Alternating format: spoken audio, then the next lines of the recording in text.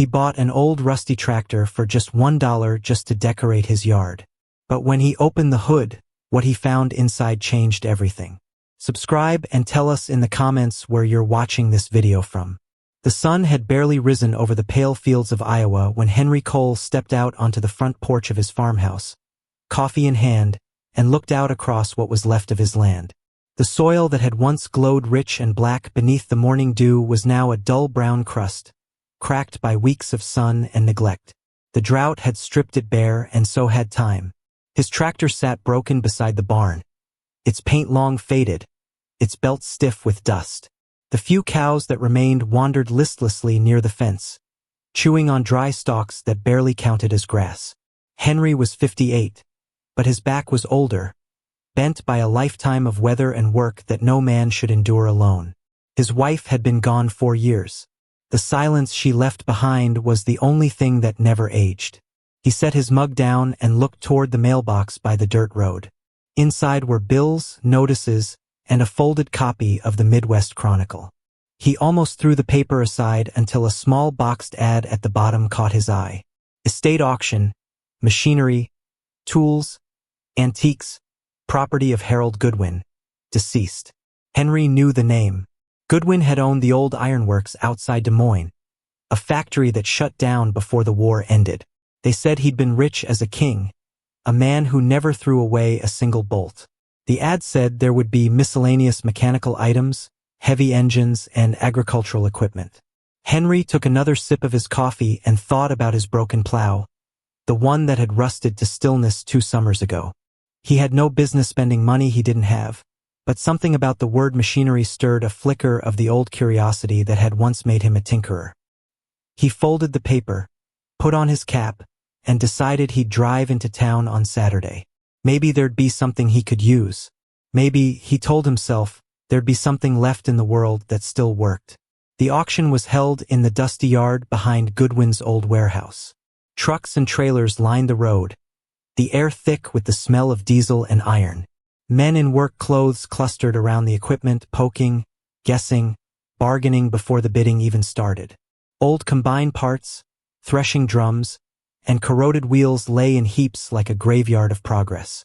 Henry walked slowly, nodding at familiar faces, until he reached the far end of the lot and stopped.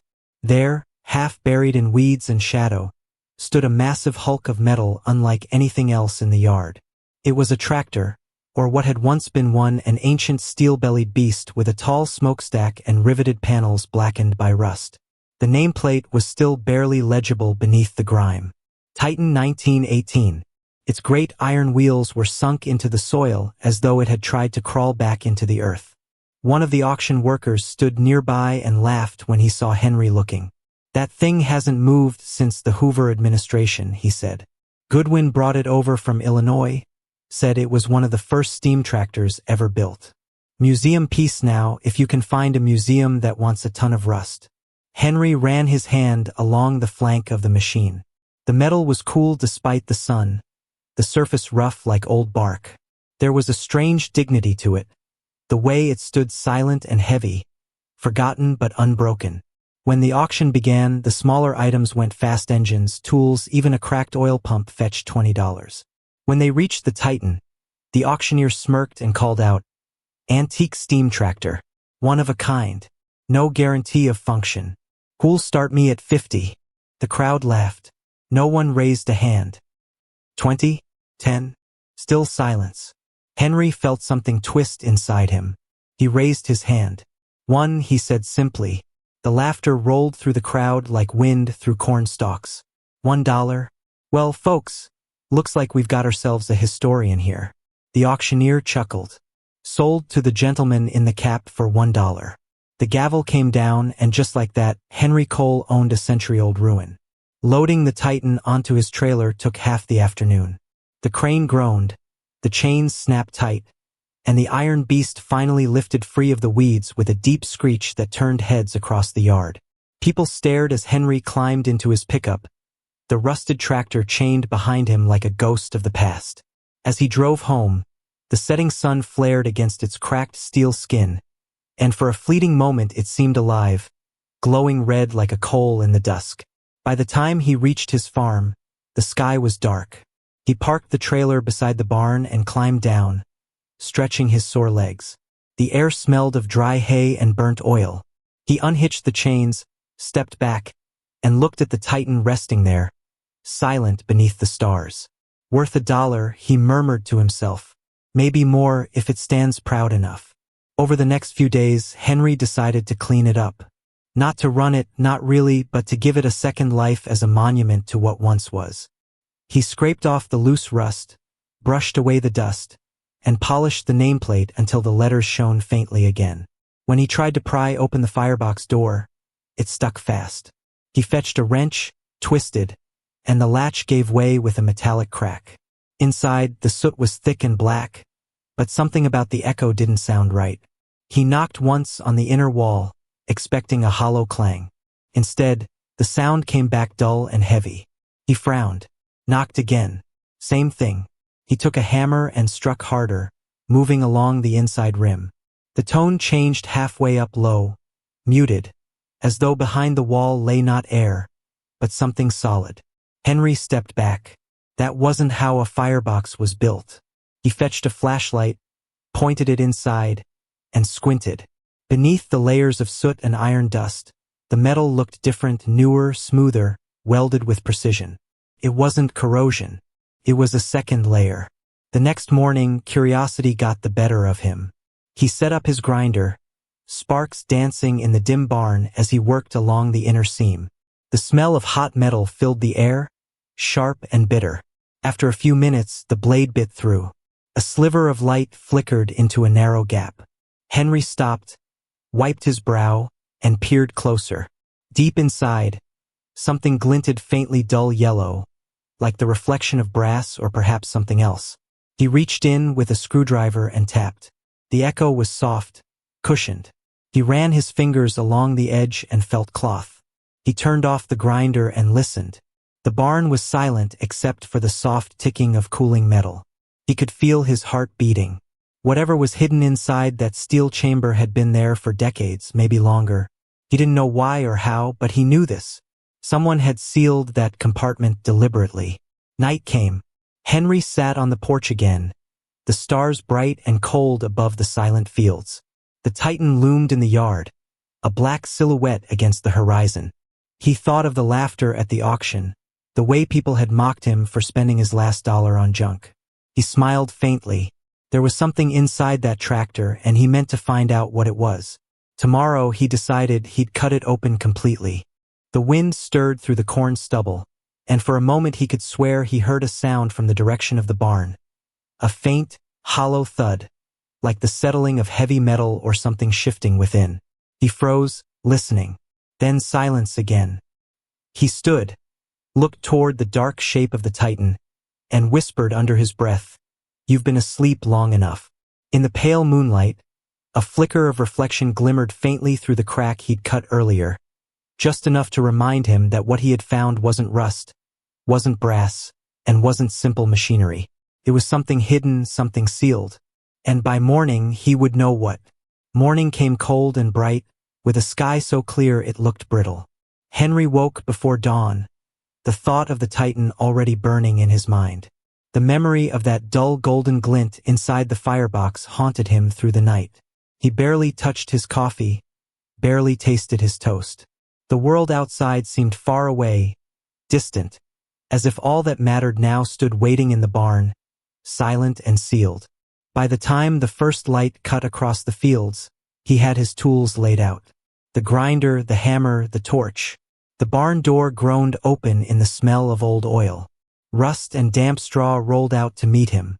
The Titan loomed inside, dark and immovable, half-bathed in the pale light of dawn. The cut he had made the day before was still there, a thin wound in the blackened metal. He put on his gloves, crouched, and set the grinder against the seam again. Sparks leapt and hissed, painting the walls orange as the blade bit deeper into steel that should have been long dead. The sound echoed through the barn like a growl. When the final plate came loose, it fell with a heavy clang that shook the floor. Behind it, revealed for the first time in a century, lay a narrow cavity, the space barely large enough to fit an arm.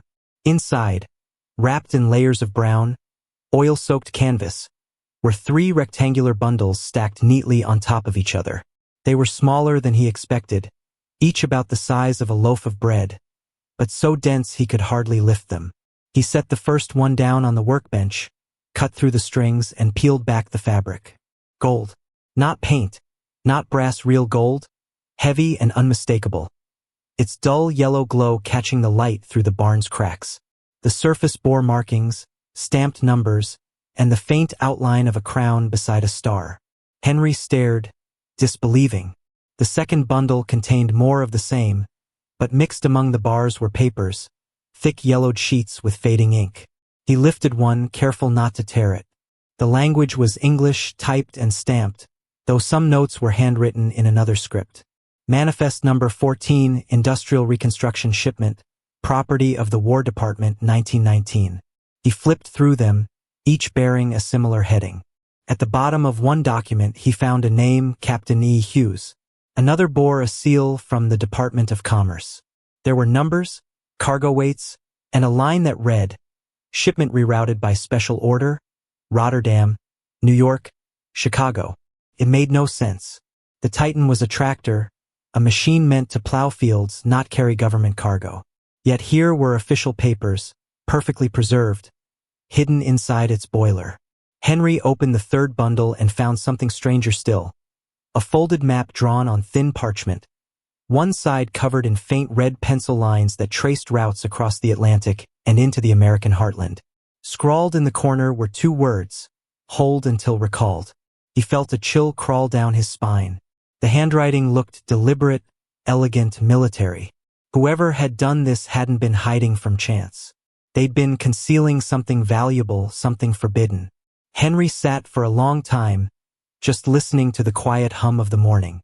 Outside, the wind moved through the cornstalks with a low whisper. But in the barn, the air was thick, still, reverent. He thought about taking the bars to town, about showing someone, but the idea made his stomach turn. Gold this old marked with government seals couldn't be sold like scrap. There would be questions, investigations.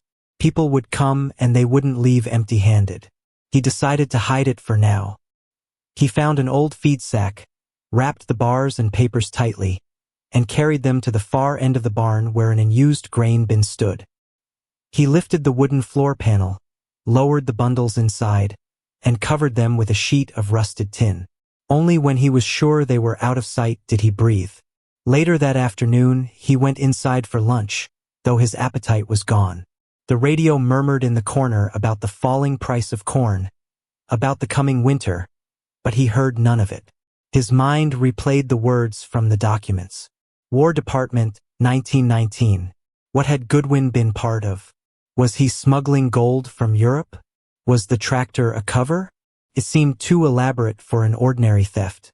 This had been a mission and operation buried under decades of silence.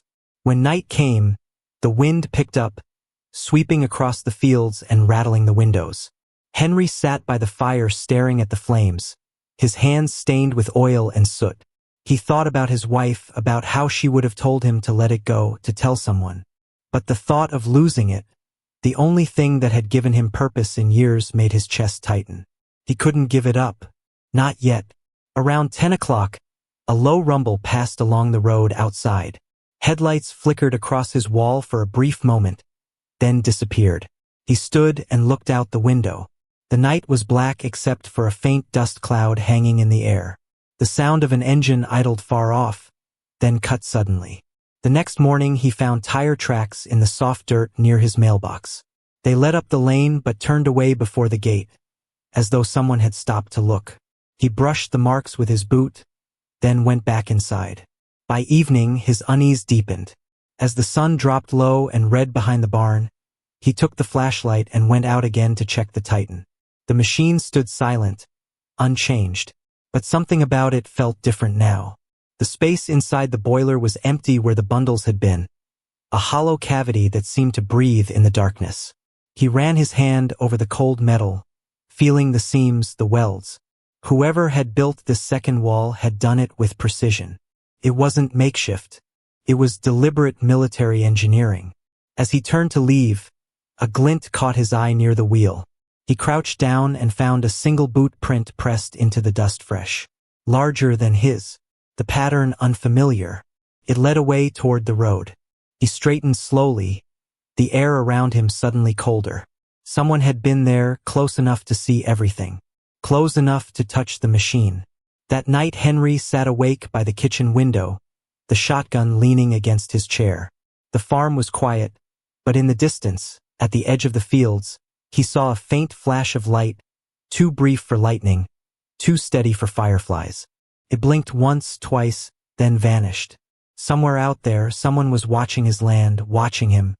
He poured himself another cup of cold coffee, the surface trembling slightly in his hands. His thoughts went back to the gold, to the papers that spoke of missing shipments and government seals. It had been hidden for a reason, and now that reason might be waking with it. When dawn came, he walked back to the barn, half expecting to find the Titan gone. It wasn't. The light through the boards painted the floor in stripes of gold and dust.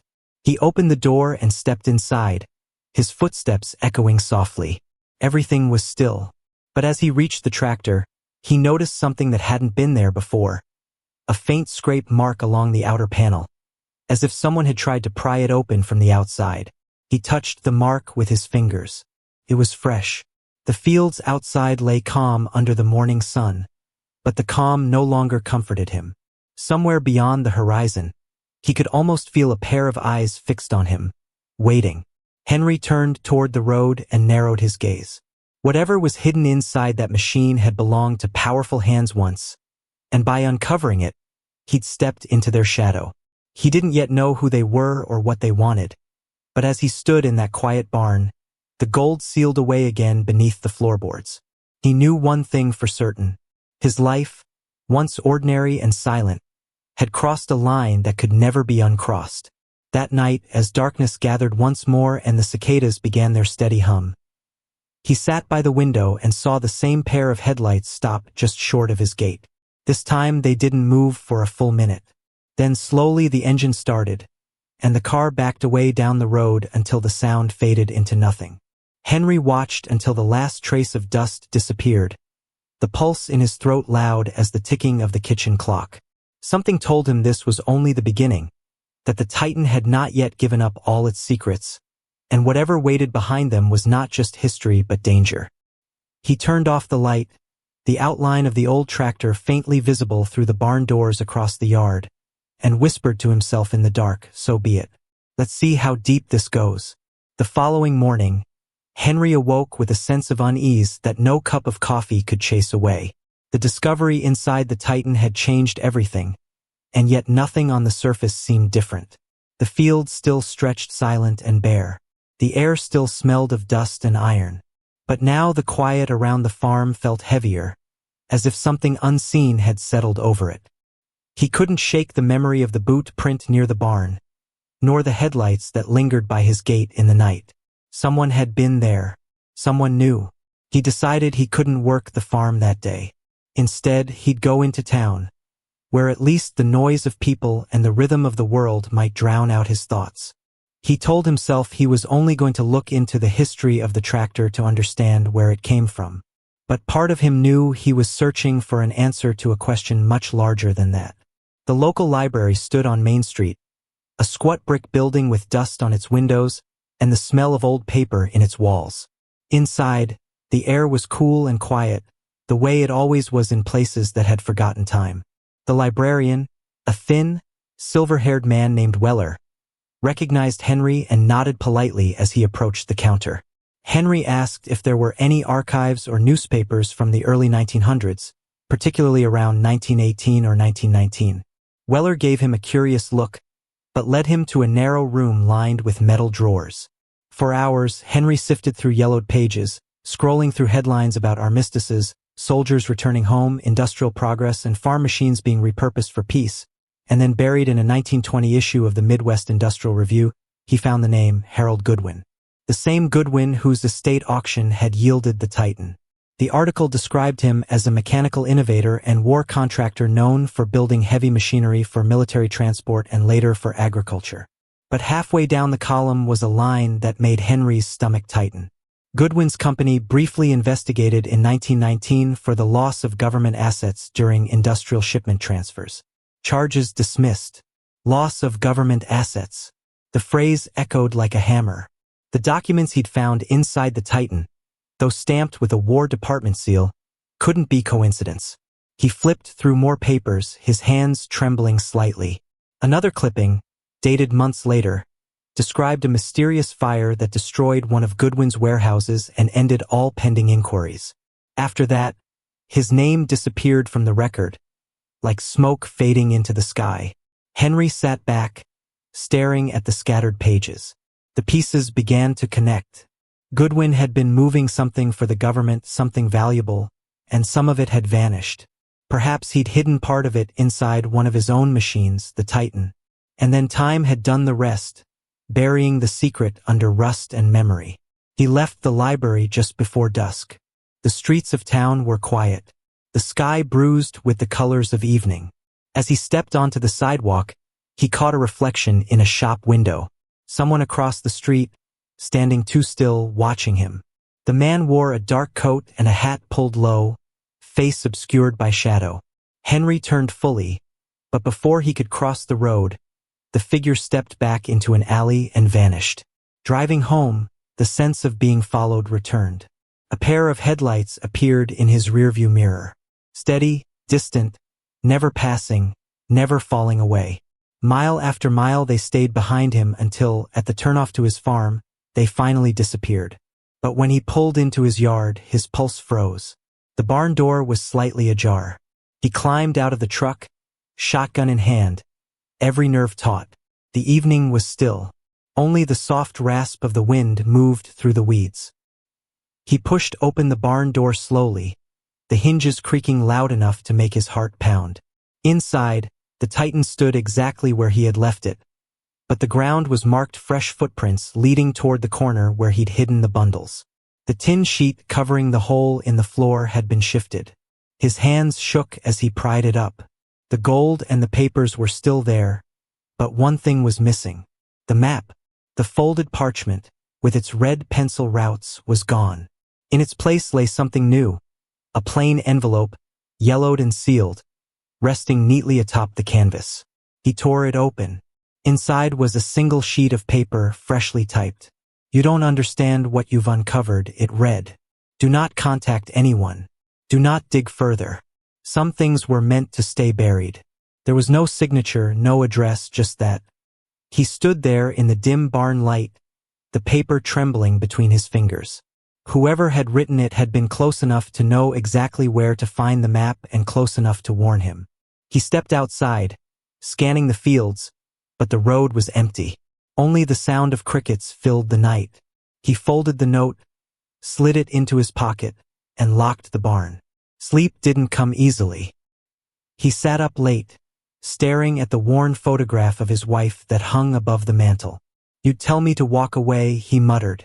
"But what if I can't?" The house creaked in the night, and every sound seemed amplified. The ticking of the clock, the rattle of a loose shutter, the distant bark of a dog. Around midnight, he rose and went to the window. The road was empty again, but a faint glow pulsed far out by the tree line, as if someone had lit a cigarette in the dark. It disappeared seconds later. By morning, Henry's resolve hardened. He couldn't stay ignorant. He had to know the full story, whatever it cost him. After breakfast, he drove to the county office, claiming to research family land records.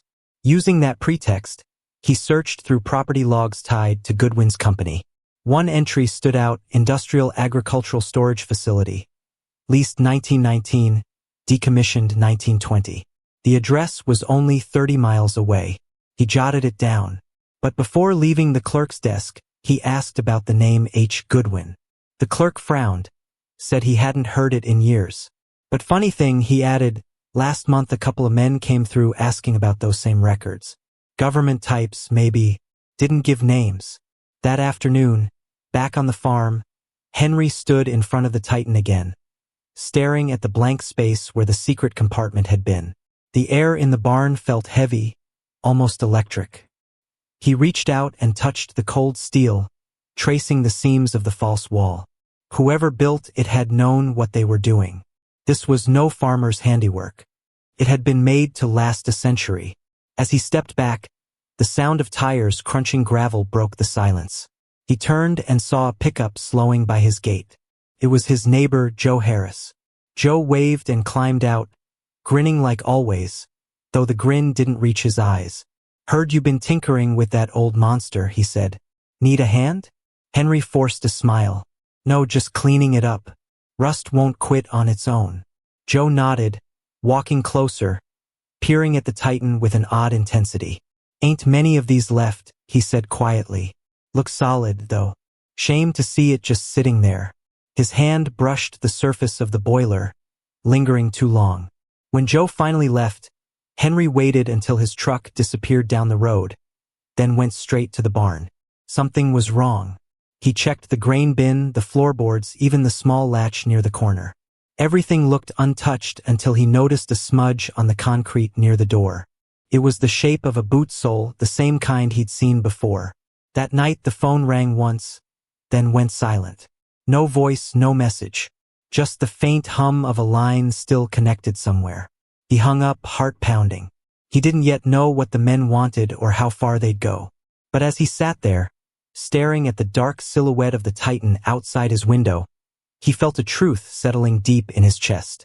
The gold, the papers, the map. It wasn't just an old secret. It was a thread that connected him now to something much bigger, something dangerous. Outside, a storm was building over the plains, low thunder rolling in the distance.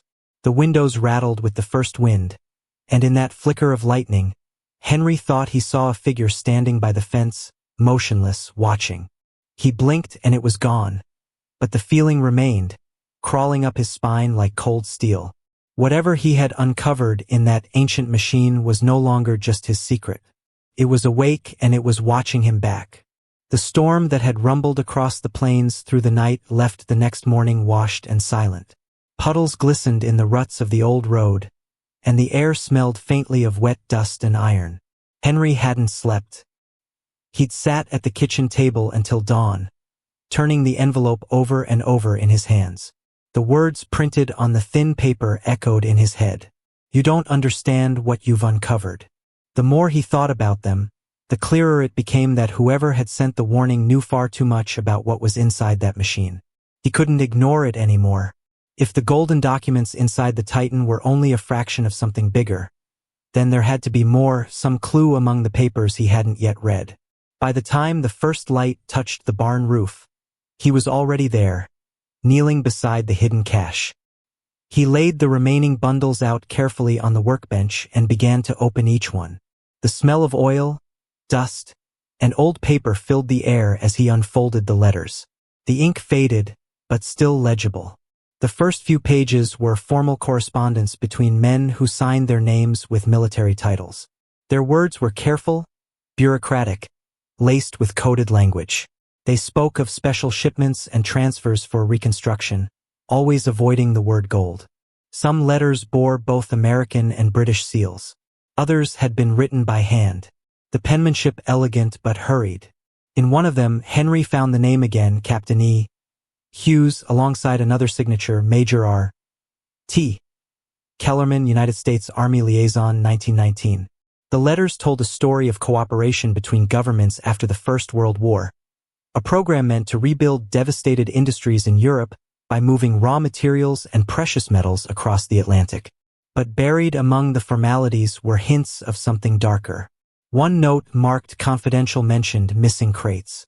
An investigation quietly closed and a warning that if the assets are not delivered in full, the matter will be considered handled outside official record. Henry set the papers aside, his pulse quickening. Another envelope, smaller than the rest, contained several personal letters handwritten, smudged with what looked like oil. They were addressed not to officers, but to someone named H. Goodwin. They began with words of camaraderie and ended with something like fear. "You are playing with fire," one read. "The government may forget, but the men who finance this won't." He pushed back from the table and rubbed his eyes. It was all there, the whispers of a crime hidden under the mask of patriotism. The Titan had been built to move gold, not grain, and the men involved had covered their tracks by turning the machine into a relic of agriculture. And yet somehow Goodwin had kept a portion for himself, sealing it within the machine's heart. By the time Henry looked up again, the afternoon sun had shifted, painting the barn's floor with stripes of amber light.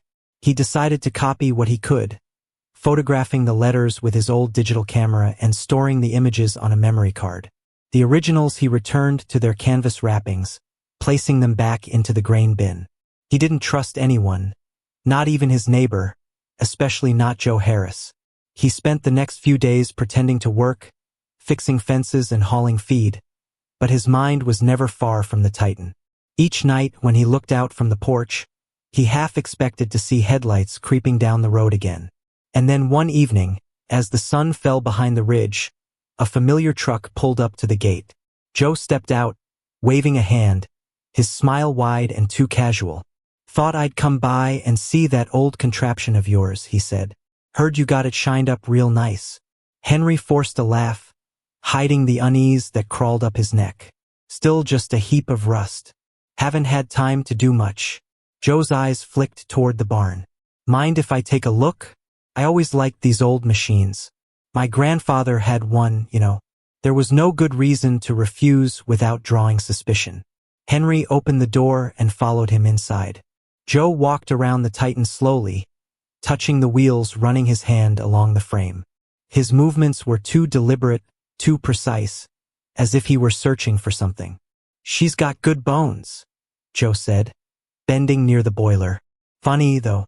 You'd think something this old would have rotted clean through." Henry said nothing. Joe straightened, nodded once, and smiled.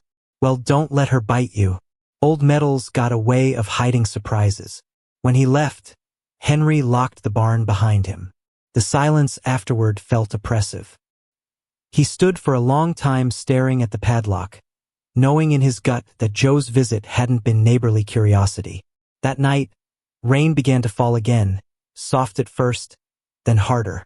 Henry tried to read, but the unease gnawed at him until he finally went back to check the barn. The lock was still intact. He almost turned back when he noticed a faint glimmer on the ground, a reflection from something metallic. He crouched and found a small brass button, half buried in the dirt. It wasn't his. He stepped inside. The Titan loomed in the darkness, its iron skin slick with moisture. He ran his flashlight along the floor and their footprints, muddy and fresh. Someone had been inside. He rushed to the corner where the cache lay hidden. The tin cover had been shifted slightly. He pulled it up, hard hammering, and his worst fear was confirmed. One of the bundles was gone. He tore through the bin, searching, but it was futile. Whoever had been there knew exactly what to take. Beneath the empty space was a scrap of paper, torn from one of the letters, with a single phrase written across it in a hurried scrawl. "Stop digging." Lightning flashed outside, illuminating the barn for an instant. Henry backed away, clutching the note. The air was thick with the smell of rain and metal, and somewhere, beneath the thunder, he thought he heard the faint growl of an engine starting far down the road. He ran to the doorway, just in time to see a pair of taillights vanishing into the distance, swallowed by the storm. He shouted after them, but his voice was lost in the wind. The rain came down harder, soaking his clothes, but he didn't move. The message was clear enough. He wasn't the only one searching for the truth anymore.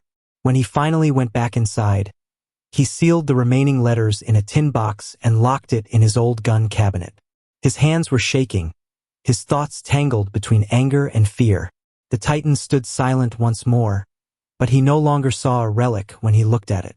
It was a vault, a secret that had already claimed lives long before his, and perhaps would again. By the time he collapsed into bed, dawn was only hours away. The wind had shifted, carrying the scent of rain and distant smoke. His dreams were shallow and restless, half memories, half warnings. And when he woke, the first thing he saw through the fogged window was the Titan's dark shape against the horizon, glistening in the gray light, as if watching him. He knew now that he couldn't keep the secret buried any longer. But before he could decide who to trust, He'd have to learn just how far the shadow of that old machine reached and what kind of men were willing to kill to keep it buried. By dawn, the storm had passed, leaving behind a gray stillness that clung to the fields like smoke. The puddles on the dirt road reflected the pale sky, and the Titan, washed clean of dust, stood in the yard like some ancient monument that refused to decay. Henry sat at the kitchen table with the note in front of him. The word "stop digging" burned into his mind. He hadn't slept, not really. Every creak in the house, every gust of wind against the windows had felt like a warning. Whoever had taken the missing bundle had done it quietly and confidently, as if they'd known exactly what to look for. That meant someone close, someone who had been inside the barn before, someone who knew his habits. He didn't need to guess who. He drove into town after sunrise. The police station was small, 2 rooms and a front desk manned by a young deputy who looked like he'd rather be anywhere else. Henry told him there had been a break-in, that someone had stolen documents from his barn. The deputy wrote it down, asked a few half-hearted questions, and said a report would be filed. But there was something in his tone, something detached, that told Henry the case would be forgotten by lunchtime. They didn't understand what was at stake. Maybe they couldn't. He left without waiting for a follow-up on the drive home. He passed Joe Harris's property. The man's truck was gone, but the barn door stood open, and something about that bothered him. He slowed, the truck eyes narrowing, but the road was empty when he got back to his farm. He locked every door and window and went straight to the phone. It was time to stop playing blind. If no one in uniform would listen, maybe someone else would. He remembered an article he'd read months ago, a column about old war relics and government secrets, written by a journalist named Sarah Keller.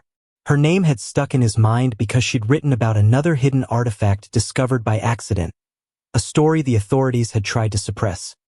He found the paper folded in a drawer, called the number printed beneath her name, and waited. The line rang for what felt like an eternity before a woman's voice answered. She sounded skeptical at first, as anyone would when a stranger called, claiming to have found government gold inside a 100-year-old tractor. But the moment he mentioned the War Department seal and the date 1919, her tone changed. She asked questions, precise, informed questions, and by the end of the conversation, she'd promised to come see him the next morning. Henry hung up feeling both relieved and afraid. Bringing in an outsider might expose everything, but he couldn't carry this alone anymore. That night was the longest of his life. Every time a car passed on the road, he thought it might stop at the gate. The clock on the wall ticked loud enough to seem hostile. He finally gave up trying to rest and sat by the window, shotgun across his knees, watching the faint outline of the Titan's shimmer under the moonlight. The gold was still hidden, what remained of it. But the knowledge was no longer his alone. Secrets like this had gravity. They pulled people in, dragged them under. When Sarah arrived the next morning, she wasn't what he expected. Younger, sharper, with a calm determination in her eyes. She listened without interrupting as he told her everything, from the auction to the hidden compartment, from the letters to the theft. When he finished, she asked to see the documents that remained. Together, they went into the barn, and he showed her the letters and the photographs he'd taken of the missing map. She studied each page as though memorizing them. "This isn't just stolen gold," she said finally. "These are government records from a post-war fund, assets meant for Europe's recovery. If someone diverted them, that's embezzlement on a national scale. And if Goodwin hid his share, there's no telling who still wants it covered up." Henry felt a shiver crawl through him. "You think they're still out there? After all these years?" Sarah met his eyes. The gold might not matter to them anymore, but the proof, the papers, those could ruin reputations, families, entire companies that were built on this money. People kill for less. They agreed to make digital copies of everything and store them in multiple places. That night, Sarah booked a small motel room in town, while Henry promised to keep watch over the original documents until she could contact someone she trusted in Washington. For the first time in weeks, he felt like there was a plan, but the illusion of safety didn't last long. 2 days later, a black sedan pulled into the yard. 2 men in dark suits stepped out, moving with quiet confidence. Their smiles were professional, their words smooth. They said they represented a private estate with historical claims and that they'd heard about the discovery of a certain tractor. The taller one handed Henry a card with no logo, just a name and a number. They offered him a substantial sum for the machine, far more than it was worth in scrap, even far more than the gold might have fetched on the black market. Henry didn't answer immediately. He asked who had sent them. The shorter man smiled faintly and said, "Let's just say we're trying to prevent unnecessary confusion." The offer, he explained, would remain open for 48 hours. Then they left their tires whispering down the gravel road. Henry stood in the dust, the card trembling slightly in his hand. He didn't need to call the number to know the truth. These weren't collectors or historians. They were cleanup men sent to buy silence. He called Sarah that evening, but there was no answer. He tried again and again. Finally, he drove to the motel and found her room empty, her car gone. The clerk said she'd checked out early that morning. She hadn't left a message. Panic clawed at his chest. He returned home just as the sun was setting, every shadow on the road stretching longer than it should. That night, the phone rang. A voice he didn't recognize spoke softly on the other end. "Mr. Cole, you're in over your head. That gold belongs to history, not to you. If you want to stay alive, destroy what you found. Burn it. Bury it. Forget it." Then the line went dead. Henry set the receiver down slowly, his hand trembling. For a long time, he didn't move. The farmhouse was utterly silent except for the wind pressing against the walls. Somewhere outside, a door creaked, a faint, slow sound from the direction of the barn. He picked up the shotgun and stepped out into the night. The yard was empty, but the barn door stood open, swinging slightly on its hinges. He went inside, every sense alert. The Titan stood in the dark, massive and still. But something was different. The floorboards near the grain bin were lifted. He rushed forward and tore the cover away. The canvas bundles were still there, but the papers were gone. Every document, every letter. Only the gold remained. He stumbled back, heart hammering. The intruders had been here under his roof, while he'd been inside the house. The message was clear. They could take whatever they wanted. By dawn, he had packed his truck with what was left, the gold, the photographs, his tools. He locked the farmhouse and drove without looking back. His destination was the office of an old lawyer in Des Moines, a man who handled estate disputes and, more importantly, had contacts in government circles. It was time to end this. When he arrived, the lawyer listened pale-faced as Henry told his story. He examined the photos, the seals, the markings on the gold bars, and finally said, "If this is authentic, and I believe it is, the best thing you can do is turn it over officially. There are laws about found property, especially of historical origin. The government will take it, but they'll owe you restitution and they'll keep you alive." Henry agreed. Together, they began drafting a statement. It was almost evening when the lawyer's assistant entered the room, saying there was a phone call for him. He stepped out to take it. Minutes later, he didn't return. The receptionist said the caller had hung up. Henry waited, uneasy. When the lawyer came back at last, his face was ashen. "Mr. Cole," he said quietly, "I think we're being watched. Two men just parked outside. Don't look out the window. Leave the papers here and go." Henry's breath caught. He reached for the bundle of photos, but the lawyer shook his head. "Go now. I'll contact the right people. They can't silence all of us." Henry hesitated only a moment before nodding. He left through the back alley, climbed into his truck, and drove into the fading light. As he turned onto the highway, his phone buzzed once with a text from an unknown number. "The lawyer can't protect you. Stop before this kills you." He didn't answer. He drove faster, heart pounding, every mile taking him farther from everything he'd known. By the time he reached the county line, the sky had gone black. He pulled to the side of the road and sat there for a long time, the engine idling, the weight of the gold heavy in the seat beside him. Somewhere out there, powerful people had started moving. He could feel it in his bones.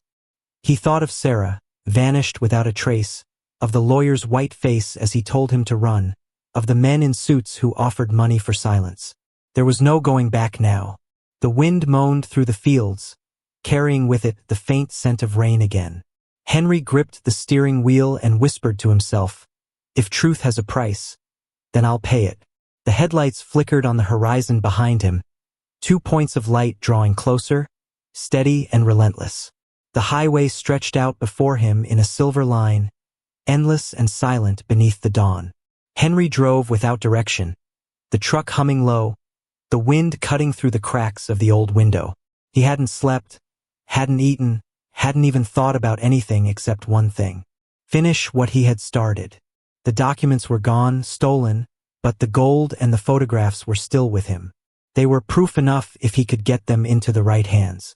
The lawyer's warning echoed in his head, along with the text from the unknown number, the one that said he couldn't be protected. Maybe that was true. Maybe protection no longer mattered. What mattered was that the truth didn't vanish with him. By mid-morning, he crossed into Des Moines again. The city was waking up, cars on the streets, people hurrying to work, the smell of coffee drifting from open shop doors. It felt strange to be among them, to see the world moving normally while his own had come unhinged. He parked behind the public library, left the gold locked in the truck, and went inside to use their public computer. The machine was old, the screen flickering faintly, but it connected. He opened an email account under a false name, attached the photographs he'd taken of the documents, and sent them to every government address he could find. The Treasury, the National Archives, even a few newspapers. When the final message sent, a strange calm settled over him.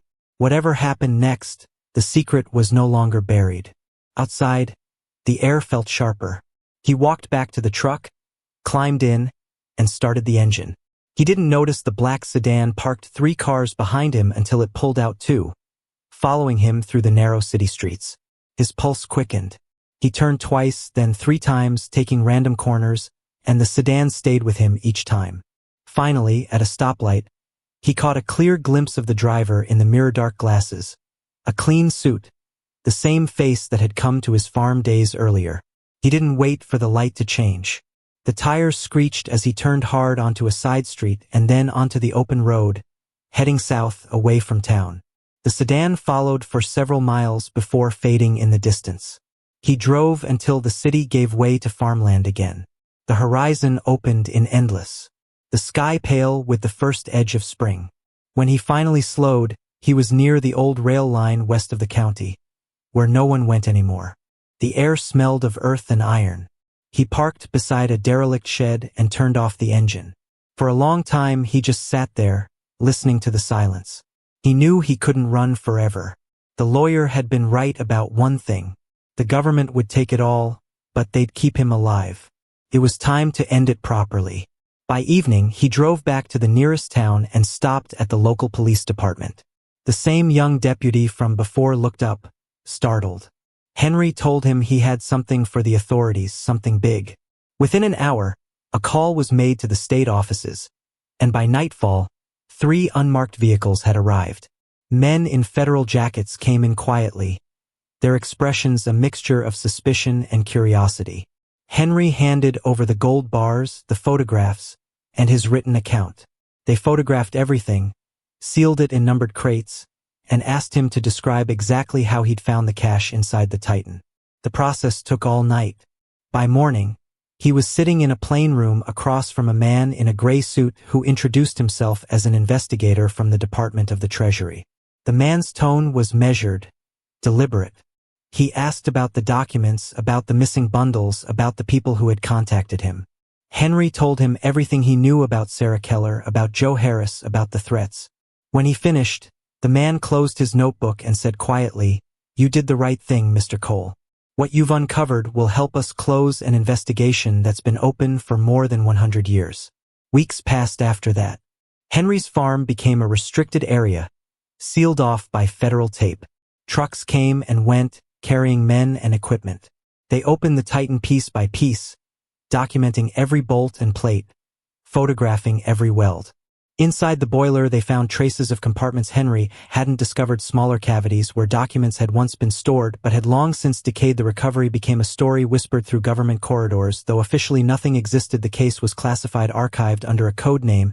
He would never learn. One morning a federal agent came to his temporary apartment in Des Moines with a letter from the Treasury Department. It was official recognition of his role in the recovery of historical assets of the United States government, along with a legal settlement, $6.5 million. Henry stared at the paper for a long time, the weight of it unreal. It wasn't the money that struck him, but the finality of it, the closing of something that had defined his life for months, maybe for longer. With the reward, he bought back his farm. The first thing he did was rebuild the barn, replacing the rotted planks with new ones, strong and pale against the sky. But he left the spot where the Titan had stood untouched, a patch of ground that still bore the deep grooves of its wheels. When the government finally returned what was left of the machine, a stripped shell of steel and rivets, he had it mounted there on a stone foundation. They gave him permission to keep it as a historical monument in recognition of public service. He placed a small plaque at its base, Titan 1918, found in silence, returned in truth. The years that followed were quiet. The farm thrived again. He hired workers, restored the fields, planted new crops. But sometimes when the light hit the metal just right, he could still see the ghost of its past life, the gleam of hidden gold, the shadow of men long dead guarding their secret. Children from the nearby school came to see it, their laughter echoing across the yard, and he'd tell them that sometimes the past hides in the places you least expect, waiting for someone brave or foolish enough to listen. Then one spring evening, as the sun bled across the horizon, a letter arrived in his mailbox. The envelope bore no return address, only a European postmark. Inside was a single page written in neat, old-fashioned script. "You have done what others could not," it read. "You restored not only what was lost, but what was stolen from memory. My grandfather served under Captain Hughes. He would have thanked you. Consider this his gratitude." It was signed with a name Henry didn't recognize, followed by a small symbol, a crown and a star, the same insignia that had been stamped into the gold bars. He folded the letter and slipped it into the same box where he kept the treasury certificate. That night he sat on the porch, watching the fireflies rise over the fields, the silhouette of the Titan standing dark against the fading light. For the first time in a long time he felt peace. He knew there were still things he would never understand, why the map had been taken, who Sarah Keller really was, or what became of the men in the black sedan. Some mysteries weren't meant to be solved completely. Some belonged to time itself. When he stood to go inside, he looked once more at the machine that had changed everything. The wind stirred through its hollow frame, carrying a soft metallic echo that might have been imagination, or perhaps something else, a final whisper from the past. "Rest now," he said quietly. "You've carried your secret long enough." As he walked back toward the house, the last light of day caught on the Titan's steel ribs, glinting faintly like buried gold. Somewhere beneath its foundation, deep in the earth that had seen too much, a faint reflection shimmered for a heartbeat before fading into the soil. Henry didn't see it, and maybe that was for the best. The land had its own way of keeping one last secret. If you enjoyed this story, don't forget to subscribe. There's plenty more coming. Hit that like button to help more people find these hidden truth tales, and share this video with someone who loves mystery and discovery. And before you go, check out our next story, another unbelievable real-life secret waiting to be uncovered.